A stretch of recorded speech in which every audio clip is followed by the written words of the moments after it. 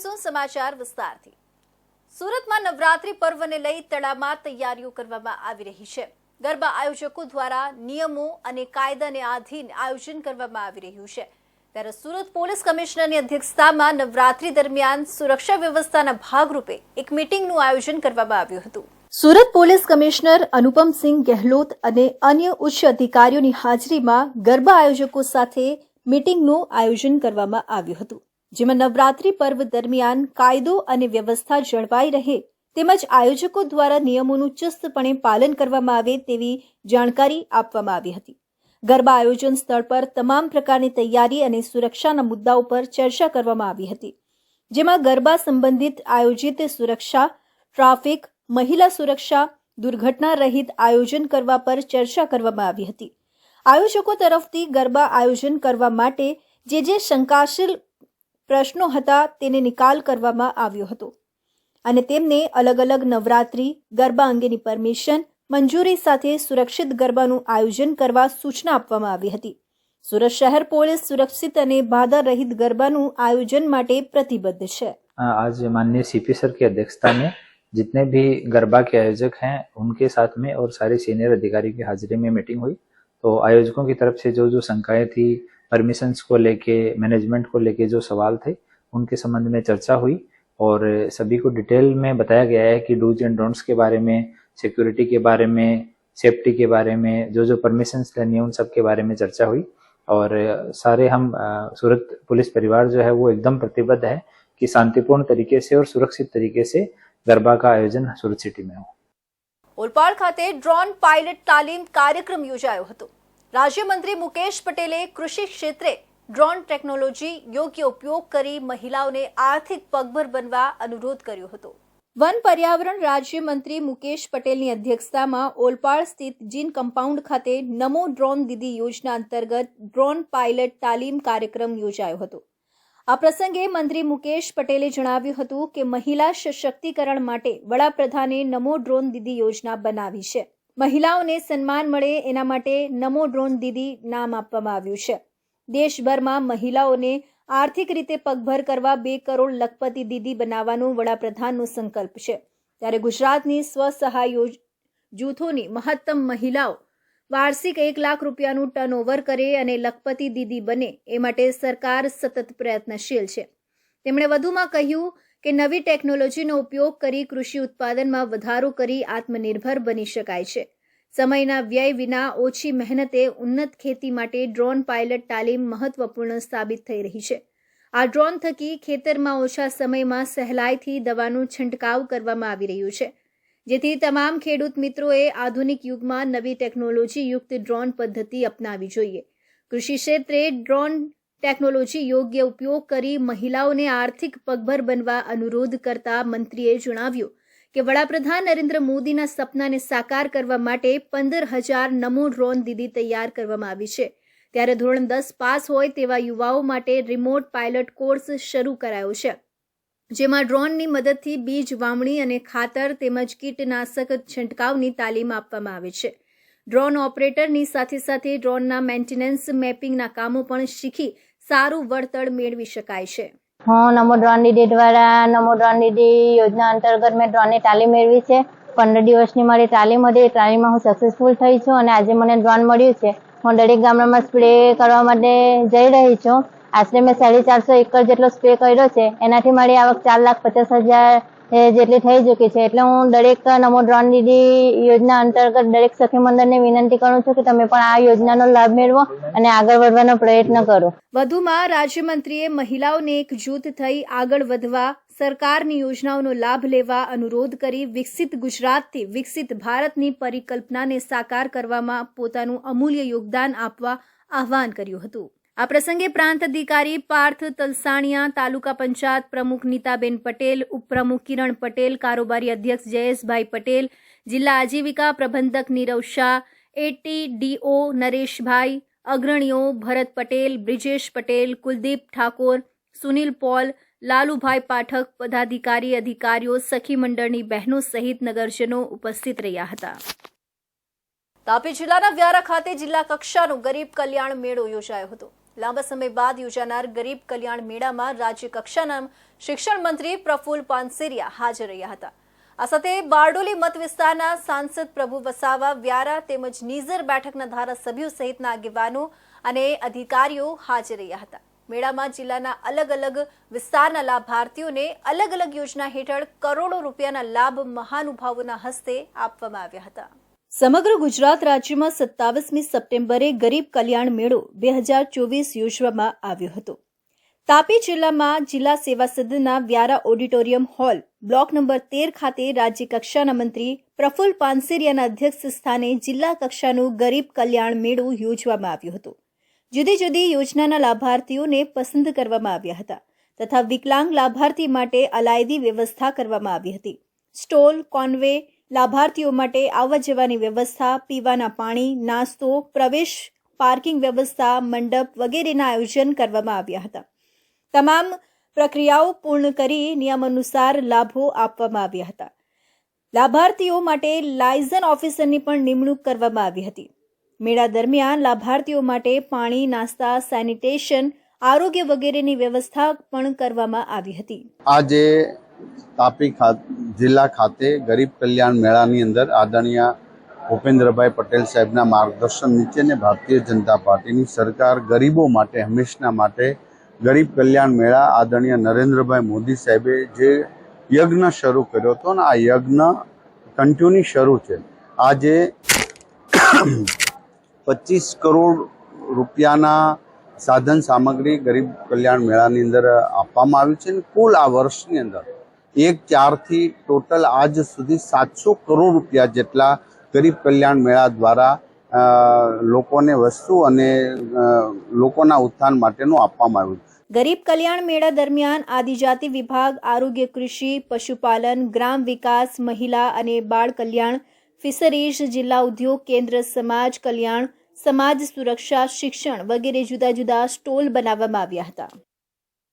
નવરાત્રિના આડે હવે ગણતરીના દિવસો જ બાકી રહ્યા છે ત્યારે 26 સપ્ટેમ્બરે સુરતમાં આંતરરાષ્ટ્રીય હિન્દુ પરિષદ દ્વારા લવ જેહાદ અને ડ્રગ્સના વેચાણ સહિતના મુદ્દે પત્રકાર પરિષદ યોજવામાં આવી હતી. લવ જેહાદના બીજ નવરાત્રી દરમિયાન જ રોપાય છે. આ સમયે જ વિધર્મીઓ હિન્દુ દીકરીઓના સંપર્કમાં આવે છે અને લવ જેહાદને અંજામ આપે છે. આ ઉપરાંત ગરબા આયોજકોને પણ કોઈ પ્રકારે વિધર્મીઓને પ્રવેશ ન આપવા ટકોર કરવામાં આવી છે. નશાકારક દ્રવ્યોના વેચાણને રોકવા પણ હિન્દુ સંગઠનો કામ કરશે તેવું આંતરરાષ્ટ્રીય હિન્દુ પરિષદના સભ્યોએ જણાવ્યું હતું. સુરત શહેરમાં 9 દિવસ દરમિયાન લાખોની સંખ્યામાં ખેલૈયાઓ અલગ અલગ સ્થળ પર જઈને નવરાત્રિના આયોજનમાં ભાગ લેતા હોય છે ત્યારે આંતરરાષ્ટ્રીય વિશ્વ હિન્દુ પરિષદના કહેવા મુજબ શહેરમાં ડ્રગ્સનું વેચાણ ખૂબ મોટા પ્રમાણમાં થઈ રહ્યું છે. ગરબાનું આયોજન જે સ્થળ પર થાય છે ત્યાં આસપાસના વિસ્તારોમાં પેડલરો ખૂબ મોટા પ્રમાણમાં ફરતા હોય છે. આ પેડલરો ખેલૈયાને પોતાના ટાર્ગેટ પર રાખતા હોય છે અને ડ્રગ્સ જેવા નશાયુક્ત ચીજ વસ્તુઓનું વેચાણ કરતા હોય છે. સુરત શહેર પોલીસ આ દિશામાં કામ કરી રહી છે પરંતુ વધુ સક્રિય થઈને કામગીરી કરે તે જરૂરી છે. આ પ્રકારની માંગણી આંતરરાષ્ટ્રીય હિન્દુ પરિષદ દ્વારા કરવામાં આવી છે. આ ઉપરાંત આંતરરાષ્ટ્રીય હિન્દુ પરિષદ દ્વારા યોજાયેલી પત્રકાર પરિષદમાં તેમણે લવ જેહાદની વાત પણ કરી હતી જેમાં તેમણે જણાવ્યું હતું કે નવરાત્રી દરમિયાન કોઈ પણ વિધર્મી ગરબા આયોજન સ્થળ પર ન પ્રવેશી જાય તેના ઉપર ખાસ ધ્યાન રાખવા માટે તાકીદ કરી હતી. વિધર્મીઓ બાઉન્સર તરીકે, ફૂડ સ્ટોલ, ઓર્કેસ્ટ્રાની ટીમમાં વગાડનાર કે ગાયક અથવા તો અન્ય કોઈ પણ કામગીરીમાં જોડાયેલા ન રહે તેના માટે ખાસ આયોજકો ધ્યાન રાખે તે જરૂરી છે. વિધર્મીઓના પ્રવેશના કારણે વાતાવરણ બગડી પણ શકે છે. આજે અમે સુરત સિટી કમિશનર સાહેબ ને આવેદન સાથે એક મીટિંગ પણ વિવિધ અધિકારીઓ સાથે ગોઠવી છે જેનું ખાસ કારણ દર વર્ષે નવરાત્રિમાં બીજા બધા એટલે કે હિન્દુ ધર્મ સિવાયના જે વ્યક્તિઓ નવરાત્રિમાં ઘૂસીને ગેરકાયદેસર રીતે એન્ટ્રી કરે છે. આંતરરાષ્ટ્રીય હિન્દુ પરિષદ પ્રભારી ડોક્ટર પૂર્વેશ ઢાંકેચાએ જણાવ્યું હતું કે નવરાત્રી દરમિયાન વિધર્મીઓ દીકરીઓના સંપર્કમાં આવતા હોય છે. ત્યારબાદ તેઓ મિત્રતા કેળવીને દીકરીઓને લવ જેહાદનો ભોગ બનાવતા હોય છે જેથી અત્યારથી જ તેમને રોકી દેવા માટે જરૂરી પગલાં લેવા જોઈએ. એટલું જ નહીં પરંતુ વિધર્મીઓ ખેલૈયાને નશાની લત પર લઈ જવા માટે પણ પ્રયાસ કરતા હોય છે, જેને કારણે નવરાત્રી દરમિયાન આ વિધર્મી યુવકો જે ખાસ કરીને સુરતમાં નશાકારક પદાર્થોનું વેચાણ કરતા હોય છે તેઓ નવરાત્રી આયોજનના આસપાસના વિસ્તારોમાં ફરતા હોય છે અને ડ્રગ્સ જેવા નશાકારક પદાર્થનું વેચાણ કરતા હોય છે. ખેલૈયાઓ આ નશાકારક પદાર્થ વેચનારાઓના ટાર્ગેટ પર નવરાત્રી દરમિયાન રહે છે, ત્યારે પોલીસે પણ ખૂબ જ સતર્ક રહેવાની જરૂર છે. સુરતની ડોક્ટરને સોશિયલ મીડિયા પર મિત્રતા કરી બ્લેકમેલ કરવાનો ખેલ કરનાર અને 1,90,00,000 રૂપિયા પડાવી લેનાર આરોપીની સુરત સાયબર સેલે માત્ર 12 કલાકમાં જ ચેન્નઈ જઈ ધરપકડ કરી લીધી છે અને તેને સુરત લઈ આવી છે. આરોપીનો મોબાઈલ જોયા પછી પોલીસ પણ ચોંકી ગઈ હતી. તે અલગ અલગ પોર્ન વેબસાઇટ જોતો હતો અને ફોનમાંથી પણ આપત્તિજનક સામગ્રી મળી આવી છે. ફક્ત એટલું જ નહીં, બ્લેકમેલ કરીને જે રૂપિયા મેળવતો હતો તેનાથી તે સટ્ટો રમતો હતો. સુરત શહેરની NRI ડોક્ટરની ફેસબુક અને ઇન્સ્ટાગ્રામ પર એક વ્યક્તિ સાથે મિત્રતા થઈ હતી. શરૂઆતમાં બધું જ સારું હતું, પરંતુ અચાનક જ સોશિયલ મીડિયા પર બનેલા આ મિત્રએ તેને બ્લેકમેલ કરવાની શરૂઆત કરી દીધી. મિત્રતામાં ડોક્ટરે જે આપત્તિજનક તસવીરો તેને મોકલી હતી તે વાયરલ કરવાની ધમકી આપવા લાગ્યો હતો. અમેરિકાથી તે સુરત આવી ત્યારે પણ આરોપીએ તેને બ્લેકમેલ કરવાનું ચાલુ રાખ્યું હતું. બંને વચ્ચે જુલાઈ વર્ષ 2019માં મિત્રતા થઈ હતી, પરંતુ ડોક્ટરની સૌથી મોટી ભૂલ હતી કે તેણે જે વ્યક્તિ પર ભરોસો કર્યો તેની કોઈ પણ પ્રકારની ખરાઈ કરી નહોતી અને આ જ તેને ભારે પડ્યું હતું. આ મહિલા ડોક્ટર આરોપી દ્વારા બનાવવામાં આવેલા ફેક અને આકર્ષક સોશિયલ મીડિયા પ્રોફાઇલથી આટલી હદે પ્રભાવિત થઈ ગઈ હતી કે તેણે પોતાના પર્સનલ ફોટો પણ મોકલી આપ્યા હતા. મહિલા ડોક્ટરને આરોપીએ જણાવ્યું હતું કે તે રાજનેતાનો પુત્ર છે અને અમેરિકામાં MBBSનું ભણતર કરવા માટે આવ્યો છે. લક્ઝરિયસ લાઈફ જીવે છે અને ઓડી કારમાં જ ફરે છે. પરંતુ થોડા સમય બાદ તેને ડોક્ટર મહિલાએ જે ફોટા મોકલ્યા હતા તેને વાયરલ કરવાની ધમકી આપવાની શરૂઆત કરી દીધી. પીડિત ડોક્ટર પાસેથી 3 કરોડ રૂપિયા માંગ્યા હતા. પીડિતા પોતાના સંબંધીઓ પાસેથી ઉછીના પૈસા લઈને 1,89,00,000 રૂપિયા તો આપી દીધા હતા, પરંતુ સતત ત્રાસ વધતા આખરે તેણે સાયબર સેલમાં ફરિયાદ નોંધાવી હતી. સાયબર સેલે ફરિયાદ દાખલ કરી તરત જ એક ટીમને ચેન્નાઈ મોકલી હતી. ત્યાંથી માત્ર 12 કલાકમાં જ 29 વર્ષીય ગુરુપ્રસાદ કોવીની ધરપકડ કરી સુરત આવી ગઈ હતી. આરોપીની પૂછપરછ જ્યારે સાયબર સેલ દ્વારા શરૂ કરવામાં આવી ત્યારે તેઓ પણ ચોંકી ઉઠ્યા હતા. આરોપી પોતાના પ્રોફાઇલમાં જણાવે છે કે તે ધનિક પરિવારથી આવે છે, પરંતુ આરોપીનો પરિવાર આંધ્રપ્રદેશ ખાતે આવેલા નાનકડા ગામ ગુડુરમાં રહે છે. આરોપીના મોબાઈલમાંથી અલગ અલગ 12 ખોટા નામવાળી જીમેલ આઈડી મળી આવી છે. પોતાના ઘરના સભ્યો ઓસ્ટ્રેલિયા ખાતે રહેતા હોવાની ખોટી જાણકારી આપી હતી. આરોપી ચેન્નઈમાં અલગ અલગ હોટલમાં તથા ભાડેથી મકાનમાં રહેતો હતો. સાયબર ક્રાઇમ સેલને 2 દિવસ પહેલા એક દીકરીની ફરિયાદ મળી હતી, જેની અંદર એની સાથે સોશિયલ મીડિયા ઉપર ફ્રેન્ડશિપ કરીને એક કોઈ અનનોન વ્યક્તિએ એના ફોટા મેળવીને દીકરીને બ્લેકમેલિંગ કરીને લગભગ આશરે 1,89,00,000થી વધુની રકમ બ્લેકમેલિંગ દ્વારા પડાવેલ હતી અને દીકરીને ધમકી આપેલ હતી કે જો તું મારી વાત નહીં માને, મને પૈસા નહીં આપે તો તારા સગા મિત્ર મંડળ જે બધા છે એ બધાને તારા ફોટો વગેરે હું મોકલી આપીશ. આ સંદર્ભમાં યુવતીએ અત્રે પોલીસ સ્ટેશને આવતા તેનું કાઉન્સેલિંગ કરીને દીકરીની ફરિયાદ નોંધવામાં આવી અને એ અનુસંધાને જરૂરી કાર્યવાહી કરતા ફરિયાદ નોંધ્યા બાદ જે વિગતો મળી એના આધારે સાયબર ક્રાઇમ સેલની ટીમ દ્વારા ગણતરીના કલાકોમાં લગભગ 12 કલાકથી ઓછા સમયની અંદર ચેન્નઈ ખાતે જઈ ચેન્નઈથી સદર આરોપી જે દીકરીને બ્લેકમેલ કરતો હતો એને પકડીને અહીંયા સુરત શહેર ખાતે લાવવામાં આવેલ છે. સાયબર સેલે જ્યારે તેના ઇલેક્ટ્રિક ગેજેટની તપાસ હાથ ધરી ત્યારે જાણવા મળ્યું હતું કે તે અલગ અલગ પોર્ન સાઇટ જુએ છે. તેના મોબાઈલમાંથી બીભત્સ વિડીયો પણ મળી આવ્યા હતા, જેથી તે વિકૃત માનસિકતા ધરાવે છે તે સ્પષ્ટપણે જાણવા મળ્યું હતું. માત્ર સોશિયલ મીડિયા પર યુવતીઓને ફસાવી બ્લેકમેલિંગ જ નહીં, પરંતુ તે સટ્ટા રમવાનું પણ એડિક્ટેડ હતો, જે પૈસા તે બ્લેકમેલિંગ કરીને મેળવતો હતો. defabet.com અને bet365.com નામની એપ્લિકેશનમાં ઓનલાઈન સટ્ટા બેટિંગ રમતો હતો. ફરિયાદી પાસેથી બ્લેકમેલિંગ કરીને જે પણ રૂપિયા પડાવ્યા હતા તે સટ્ટામાં લગાવ્યા હતા. તો હવે સમય છે એક વિરામનો.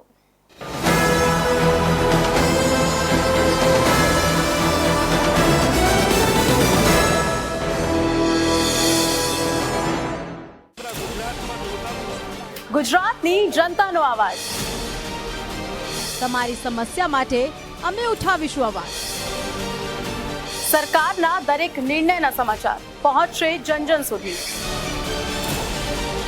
સરકાર અને જનતા વચ્ચે બનશે જોડવાની કડી ઇન્ડિયા ન્યૂઝ ગુજરાત. સમસ્યા તમારી, લડત અમારી.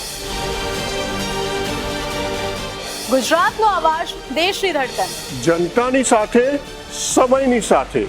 હંમેશા અગ્રેસર ઇન્ડિયા ન્યૂઝ ગુજરાત.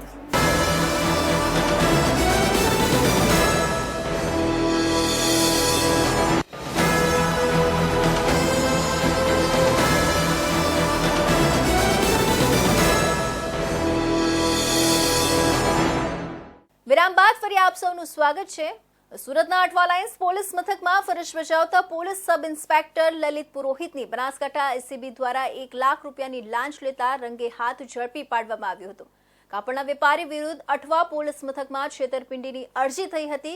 કેસ ન કરવા બાબતે પીએસઆઈએ કાપડના વેપારી પાસેથી 3 લાખ રૂપિયાની માંગણી કરી હતી. ફરિયાદીએ લાંચની રકમ વધારે હોવાનું જણાવતા રકઝકને અંતે 1 લાખ રૂપિયાની રકમ નક્કી થઈ હતી.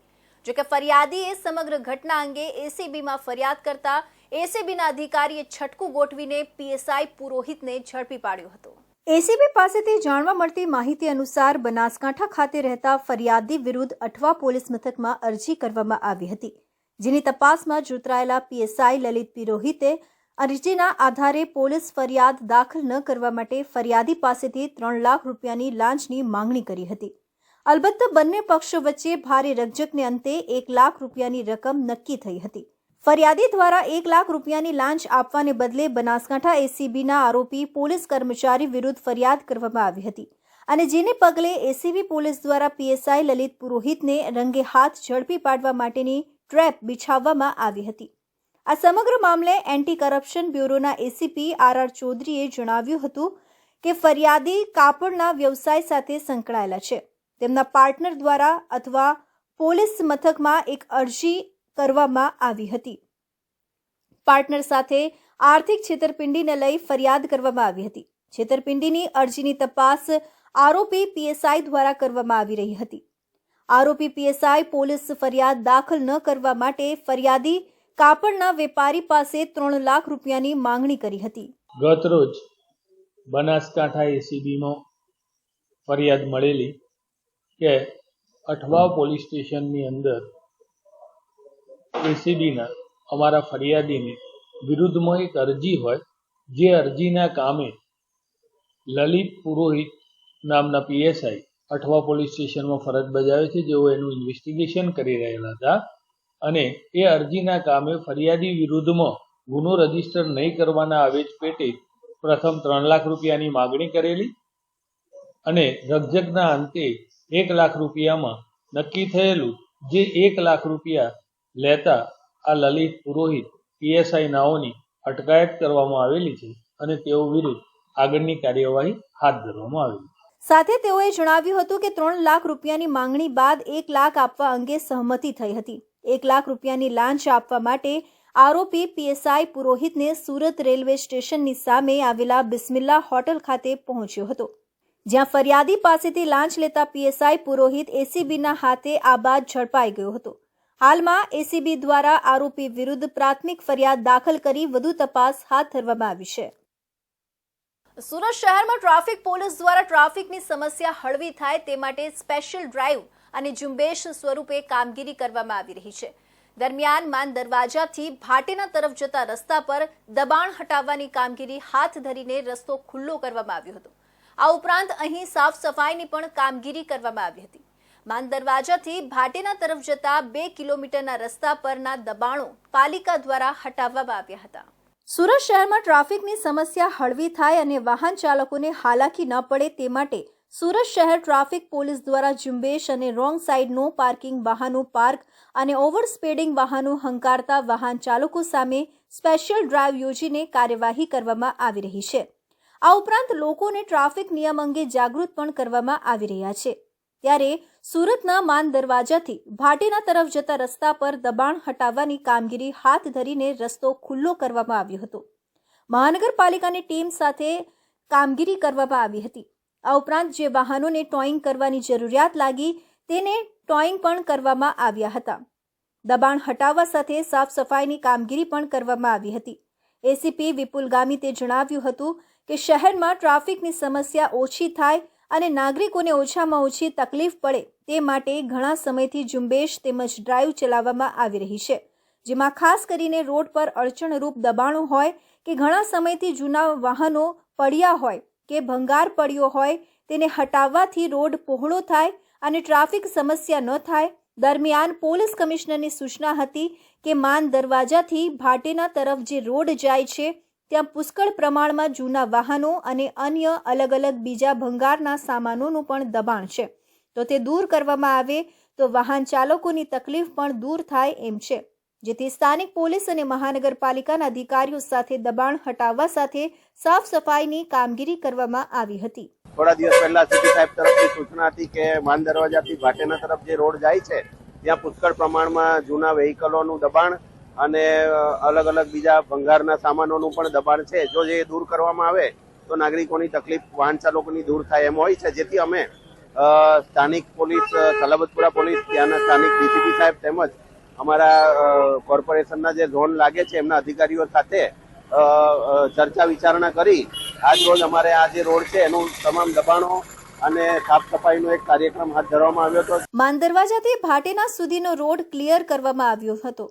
આ ઉપરાંત જે વાહનોને ટોઈંગ કરવાની જરૂરિયાત લાગી છે તેને ટોઈંગ પણ કરવામાં આવ્યા હતા. આ ઉપરાંત આગામી સમયમાં અહીં ફરી દબાણ ન થાય તે માટે એક પોલીસનો પોઈન્ટ પણ મૂકવામાં આવશે, જેથી કરીને વાહન ચાલકોને પણ હાલાકી ન પડે. સુરતના અઠવા વિસ્તારમાં રહેતા શ્રમિક પરિવારની 17 વર્ષીય પુત્રીને 3 સંતાનના પિતાએ લગ્નની લાલચ આપીને બિહાર ભગાડી ગયો હતો. પોલીસે સગીરાનું પગેરું દબાવીને બિહારના દરભંગા પંથકમાંથી પકડી પાડીને પરિણીત પુરુષની ચુંગાલમાંથી મુક્ત કરાવી હતી. નાનપુરા વિસ્તારમાં શ્રમિક પરિવાર વસવાટ કરે છે. આ પરિવારની નજીક ભાડે રહેતા 28 વર્ષીય મોહમ્મદ જુનેદ મુસ્લિમ શેખ પ્લમ્બરિંગનું કામ કરતો હતો. દરમિયાન શ્રમિક પરિવારની 17 વર્ષીય પુત્રીને જુનેદ પ્રેમ સંબંધના બહાને લગ્નની લાલચ આપીને ગત 10 સપ્ટેમ્બરના રોજ બપોરે અપહરણ કરી ગયો હતો. सगीरा अपहरण थता वालिए अठवा पुलिस मथक में फरियाद नोंधावी हती। अठवा पुलिस स्टेशन में एक 17 साल की एक बच्ची जो मूल रूप से ये परिवार बुल्ढाना महाराष्ट्र के रहने वाले हैं और यहाँ पे अभी काजी का मैदान के पास में अठवा पुलिस स्टेशन में रह रहे हैं। उनकी 17 साल की बच्ची गायब थी। इसकी रिपोर्ट पुलिस स्टेशन में की गई तो वहाँ पे FIR दर्ज किया गया और बाद में जब इन्वेस्टिगेशन किया तो पता लगा कि एक मोहम्मद जुनैद मोहम्मद मुस्लिम शेख ये 28 साल का है, प्लम्बर का काम करता है, मैरिड है, 3 बच्चे हैं इसके और ये मूल रूप से दरभंगा बिहार का रहने वाला है। ડીસીપી વિજયસિંહ ગુર્જરે જણાવ્યું હતું કે બનાવની ગંભીરતા જોઈને સગીરાને ભગાડી ગયેલા જુનેદને પકડવા માટે મહિલા ASI Meenakshiben, head constable Velabhai Bhadiyadara સહિત સ્ટાફને બિહારના દરભંગા રવાના કર્યા હતા, જ્યાં પોલીસે દરભંગા નજીકના પાલી ઘનશ્યામપુર ગામે રહેતા જુનેદના મકાનમાં બાતમીના આધારે છાપો માર્યો હતો। પોલીસે જુનેદને સગીરા સાથે ઝડપી પાડ્યો હતો। બંનેઓને લઈને સુરત પહોંચ્યા હતા। સગીરાનું અપહરણ કરનાર જુનેદ શેખની પોલીસે પૂછતાછ કરતા 3 સંતાનનો પિતા હોવાનું જણાવ્યું હતું। સગીરાને લગ્ન કરવાના ઈરાદે વતનમાં લઈ ગયો હોવાની કબૂલાત કરી હતી। સમસ્ત આદિવાસી સમાજ કપરાડા તેમજ જયેન્દ્ર એલ ગાવિંતની આગેવાનીમાં મામલતદાર કપરાડાને આવેદનપત્ર આપવામાં આવ્યું હતું। નેશનલ હાઈવે નંબર 848 પરથી રોજ પસાર થતા વાહન ચાલકોને પડતી તકલીફો અંગે રજૂઆત કરવામાં આવી હતી। પારડીથી સુતારપાડા સુધી નેશનલ હાઈવે નંબર 848 પરથી રોજિંદા પસાર થતા પડેલા ખાડાઓથી વાહન ચાલકોને પડતી તકલીફો અંગે સમસ્ત આદિવાસી સમાજ કપરાડા અને આદિવાસી આગેવાન કપરાડા જયેન્દ્ર એલ ગાવિંતની આગેવાની હેઠળ મામલતદાર કપરાડાને લેખિત આવેદનપત્ર પાઠવી રજૂઆત કરવામાં આવી હતી।